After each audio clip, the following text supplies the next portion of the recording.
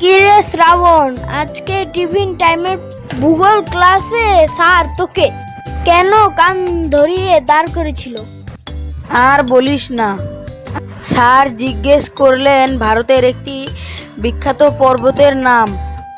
তাই তারপর তুই কি বলি? মাউন্ট এভারেস্ট বলিসনি তো? আমি তো জানতাম না, তাই সাহস করে বলে দিলাম। এটা তো ভূগোলের ক্লাসের প্রশ্ন, আমার তো অঙ্ক ক্লাসে বেশি মন। কি বলিস? তারপর স্যার কি বললেন? স্যার বললেন, তবে অঙ্ক নিয়মে দাঁড়া, যতক্ষণ না তোর মাথায় ভূগোলের বুদ্ধি আসছে। তাই আমি এক পায়ে দাঁড়িয়ে অঙ্ক করার ভঙ্গিতে ছিলাম। হা হা হা, তুই একটা আস্ত পাগল। তোর সাহস আছে বটে। সাহস না রে, এটা হলো কঠিন সময় মজাদার বুদ্ধি। চল ফুচকা খেতে যাই। চল, তোর কথা শুনে আমার খিদে বেড়ে গেল।